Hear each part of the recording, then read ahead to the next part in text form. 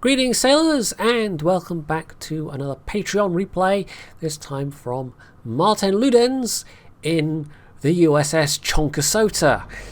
This is of course the tier 9 as it said right there on the screen, and now is saying also on the screen, so I don't know why I said it, but there you go. Just in case you somehow missed that it's the tier 9, now you know. This, as characterised by that whole, what do you want to call it, the standard branch? You can't really call them the Tillman branch. One of them is based off a Tillman design, and it might even be this one, I can't remember the specifics. But they're a mix of actually different designs, but they all kind of roughly conform to that standard 21 knot battle line. Although in this case the base speed's actually a bit higher, I think something like 23 knots, so it's not even quite that. But yeah, the big slow chunky US battleships, you do see some people playing these, but I don't know if they've been a particularly popular addition to the game. They have some things going for them, I mean especially once you get past the tier 8, which is fairly bleh. You do have a pretty good barrel count. It's got 12 16-inch guns in 2 fore and 2 aft super firing turrets, so you don't have any funky turret arrangements to work around. But apart from that, the downsides are fairly numerous. I mean, it's not the only upside. They do have good AA, which of course, as we know, really only properly matters at the start of a match. And that defensive is only kind of papering over the cracks after you've started to lose some of your mounts, which you will.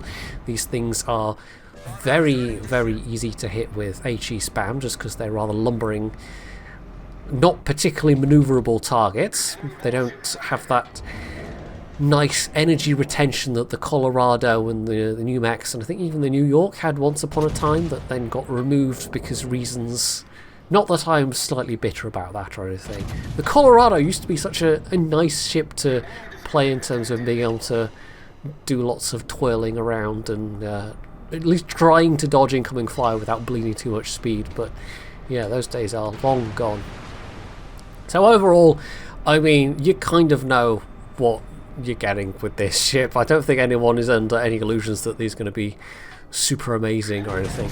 When they do hit though, they can hit really quite nicely. You know, these are fairly substantial guns, and you've got 12 of them, and the accuracy isn't too bad either. It's, I think, what, 1.8 Sigma? You do have some compensations for that absolutely god-awful speed, and the biggest one is by far the range, and I think the base range is something like 23 kilometers. Now, you can use the artillery plotting room mod 1 to get that up to, I think, like 27 kilometers. You've also got the spotter plane as a possibility on top of that, which can get you to, I think, within touching distance of 30 kilometers. So you're giving those spotter plane Yamatos and Musashis a run for their money. But what Martin has chosen here to do instead is, I think, use the turret traverse mod for a slightly snappier response time with those big guns, and instead of in the last slot using the second gunnery mod, which would cut down your reload from that painful 40 seconds to around 35, which is still quite painful, they've instead gone for the accuracy module, which it really does help this ship. I mean, you don't get to fire guns as often, but the hits with the caliber you have are at least more reliable. And of course, you've also got things like Adrenaline Rush on top of that, although they're not going to have as big an effect. So overall, it's definitely a step up from the Kansas. I don't think anybody particularly loves the Kansas. It's in contention with the Monarch for one of the most dreary battleships at tier 8. But at least Monarch can move around a bit more, I suppose. But yeah, this definitely feels like an upgrade. And as with the slow ships preceding it, you really do have to use that range to your advantage and just not get into a position where you can disengage, because none of these are especially stealthy. you really do have to try and not make yourself the primary focus of the enemy team, because even if you try and build for the absolute most survivability that you can, you're only going to last so long when you've got lots and lots of high tier, high explosive coming after you. And of course, you know, some of that might be very high caliber high explosive from British battleships. And of course also you've got carriers to think about, because you can't particularly dodge them very well. I mean, you might dodge a first drop, but if they manage to get round for a second, you're probably not going to, just with the amount of speed you've bled off. I don't think that is too much of a factor in this game for Martin, though, because the carrier, I mean, it's a tier 8 carrier, it's a cargo, so their planes are going to be about as squishy as they can be for tier 8, and they are also very firmly focused elsewhere at the moment. This is, as you can see, a standard game. I've not really talked too much about the match setup so far.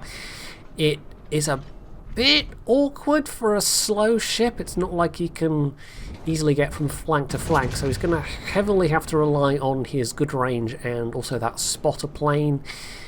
And he's obviously thinking about trying to protect the middle here. He could have pushed up a bit, although they have lost some ships on this side, but also the enemy team have as well. And he's, you know, continuing to shell the ships on this side, but rather than commit to this flank and possibly get stuck there if things go south elsewhere, because as we can see, there's a destroyer poking around the middle and also a reasonably large concentration of enemy forces towards the other side. So yeah, he's playing it cautiously here, and I think you have to think long and hard before you make any firm commitments to a flank in this ship, especially in a standard game.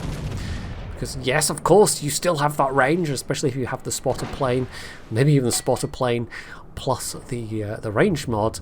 Like I said, you can almost cover a whole map with that.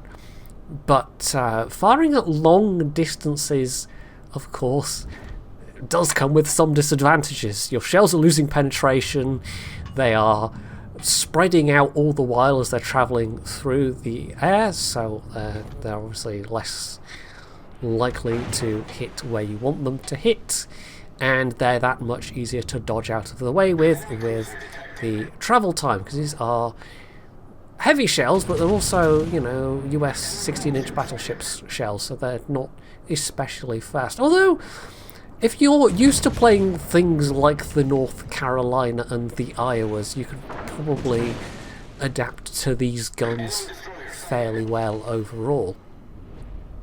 It does look like this flank is getting a bit pushed, but overall each team is kind of holding their respective sides so far, and it's only the additional loss of ships that has Martin's team in the lead. And we actually saw a bit of ramming action going on there, which is a little unfortunate, especially considering the Aegea has got torpedoes and possibly could have come out of that alive. But anyway, we didn't really get a good look at what was going on there, so who knows. There's a nice chance to take out that Kleber there. It's getting harassed by planes at the moment. Not much they can really do about it, not having smoke. And the other destroyer that was around here as well, something took them out not long ago, and I missed what it was, but that was probably the biggest overall threat, because this doesn't have any anti-destroyer measures particularly. It doesn't have hydro or radar or any such thing like that, and it's a rather slow-moving target. So yeah, you really do have to be careful about that, and it doesn't have the secondaries to feel secure about destroyers trying to get in closer if they are, you know, somehow spotted, as compared to you know, like a Massachusetts or a Georgia or something. The secondary range ain't completely terrible. I think it's 7.3 with the flag. You could go for a secondary spec, I suppose, but I don't think you would really want to. It was one of the suggestions when this line came out that perhaps they would be blessed with particularly good secondaries. So if you did get into that situation where you are very, very close, that you can at least whip out some extra firepower for your trouble. But sadly, no, I think they are entirely standard in that regard. Anyway, this Hindenburg is maybe trying to get close enough to drop torp, so Martin has turned away, although he's taken a bit of attention from, I'm not entirely sure who, to the north. There's a battleship up there. Was that Musashi? Potentially. So yeah, the Hindi's actually trying what the destroyers weren't, and just setting him on fire quite a lot all the while. He's only burned one heel so far, but just now that he's got a double fire going, I mean now a triple fire, yeah, that's the point where he reaches for the damage control. It just goes to show that without any special gimmicks with your heal cooldown or the damage control party cooldown, you know, this is why you have to be cautious, because just in the space between heals you can lose a heck of a lot of health, and this is just to a single tier 10 cruiser, and because he's got that horrendous reload. Oh, if I hadn't been taken out by the Implacable, I mean, that would have been cutting it a bit close. And even so, he's got another 30 seconds of fire left to go, although he can now pop a heal. Doesn't immediately choose to do so though, and I'm not entirely sure why. There's certainly plenty of healing potential left at this stage. He's taken a lot of fire and high explosive damage, but it's then getting the time to use those heals. And maybe that explains it. He was lamenting in chat about how long it took to finish the Hindenburg, and then of course he didn't even get the kill out of it for his trouble, so oh well. So yeah, I really will have to be a bit careful here, because if he gets heavily focused by anyone, he's not going to be that hard to kill. But there's only a couple of enemy ships left, and they do have a numbers advantage right now. That Musashi obviously going a bit slower than he thought, but not super healthy. More health than him. And if they turn their guns on him, well, that could be a problem. But at the moment they are focused on the other side, so he's got fairly free reign to just take pot shots at the moment. Even more so now that he temporarily has cover. And there's also a really quite healthy Montana there, and there are other battleship on that side. Well, you see that Iowa's low health, but the allied Shikishima is not long for this world. That gearing going down was a bit unfortunate. Their Kaga is still in play, and perhaps they shouldn't have hung around in the cap circle and made their presence known, but if they were trying to get across that top area of the map, you kind of have to cross the cap circle unless you're really hugging the border. They maybe could have tried to play more around in the middle, but then of course there's a bunch of islands in the way, so I'm not sure they really had any great options there. Anyway, he's basically now alone on this flank, but using his range to put in crossfire as best he can. The angles aren't great, but hopefully they'll be good enough. And there we go, he actually gets a Citadel for the kill on the Iowa, who was actually the most broadside target he had, so that was a good pick, and that actually netted him a Confederate with almost 175k at this point. He's getting up there, and there's still some fairly healthy ships left, so yeah, potentially there's a fair whack more damage that he can do. Of his allies, well, he's here with a carrier, so if the enemy carrier comes for him, he's probably got a decent amount of AA left. It's hard to tell without having the actual replay to bring up and have the stats, because I didn't think to look for that, but it's not going to end up being a critical factor in this game at all. Yeah, there's also a Napoli and a Tirpitz, and they're both reasonably healthy, although the Tirpitz has taken a very roundabout route to get to where they are now, maybe an overly cautious route considering how things have been going. Now with that Montana now peeking out and nobody else immediately visible, Martin has to take a bit more of a defensive posture here. He's turning away. He's actually using some HE to try and burn out some of that health. So quite a tactical use of the HE here, rather than firing AP at a fairly reasonably armoured and angled battleship. But now he's unangling this Montana, so perhaps some AP next would be a good idea. Although it's not entirely clear what the Montana's intentions are right now. That Musashi at least is hopefully more focused on the Tirpitz and the Napoli, and the carrier's also focusing, the cargo's also focusing on that side as well. But yeah, it kind of maybe looks like they're looking this way. Having said that, Martin has a brief respite because the Implacable has gotten too close and is now spotted. And as so often happens, people go, mine, mine, mine, mine, when they see a carrier come into view. Now this is going to be unfortunate, losing the Implacable. But more, I think, because they will have lost a carrier's worth of points, rather than losing the strike capability of a carrier, because the Implacable ain't fantastic. I mean, it really isn't, especially in a tier 10 game. So yeah, I don't know if that was a bit of what's the word I'm looking for, you know, the auto course doodad, that thing. Autopilot? Do I mean autopilot? I can't remember, but it might have been a bit of fail with that. Just not paying attention to where they were in the minimap and trying to close the distance so they didn't have as much round time between their strikes. But yeah, if they'd been paying attention, they could have quite easily parked up behind one of these icy islands. Or are they supposed to be icebergs? I'm not quite clear with some of these, if they're supposed to truly be icebergs or just, you know, very icy islands. But yeah, they could have been perfectly safe and accomplished what they wanted, and instead, no, not so much.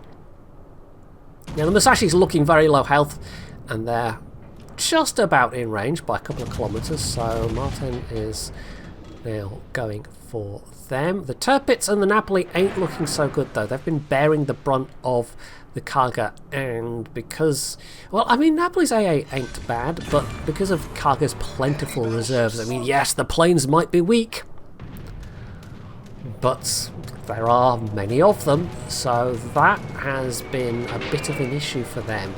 And they just haven't been able to get to a point where they can take out the Kaga, because they've had the Shikishima, not the Shikishima, the Musashi to deal with. And all the while, that's kind of left Martin alone to deal with this Montana with superior health. Now, he's still trying to get fires. The Montana's maybe getting a bit complacent with showing more broadside, but yeah, I think he just wants to get a couple of perma-fires before he tries more AP. And he's really being forced up against the border at this point. Although, maybe this is it. Maybe this is just the remainder of his strategy at this point, looking at the timer. There is less than a minute. So if he just keeps firing high explosive and stays alive, which he's going to need because the Tirpitz has gone down, and the Napoli, well, for some reason the Napoli, rather than go for the Kaga directly, has actually gone up through the cap. Or was that the Tirpitz? No, it was the Napoli that sunk to the Kaga. It's the Tirpitz that's going into the cap. For God knows what reason. I don't know why. You would have thought between the two of them, once they had the opportunity, they maybe could have tried to go for the Kaga. But this Tirpitz has been a little inexplicable looking at their movements. Although also inexplicable is the fact that the Montana then just completely turns their guns around on them. But yeah, maybe they were just the more attractive target at that moment. They are low health, and if they'd gone down, maybe that would have been enough points to win. But as it was, because they both survived, although that Tirpitz was kind of just by the skin of their teeth and really wasn't as a result of great play. But yeah, Martin there actually with over 250,000 damage, 2.5k base XP. The Tirpitz was still over the fold, you know, they're still just over halfway up the team, which is not bad for being bottom tier in a Tirpitz, but definitely some slightly questionable decision making there. So yeah, that was a really really, I mean, it wasn't a fast-paced game, but it was a really good game. It was a really solid game in terms of damage. And, you know, if you have the patience to work with these ships and to work with these guns, and you are not the kind of person that's prone to rushing in, you know, you're good at reading the minimap, or good enough at reading the minimap that you're not going to get yourself stuck in a situation that you just cannot get out of with that slow speed, then these ships are not terrible. They're okay, but they are definitely a niche line, even though some of them do look quite pleasingly thick. Anyway, so that is it for this replay. Hopefully you have enjoyed it, and if you have, you can do all the usual things down underneath the video, and of course, as always, stay tuned for more.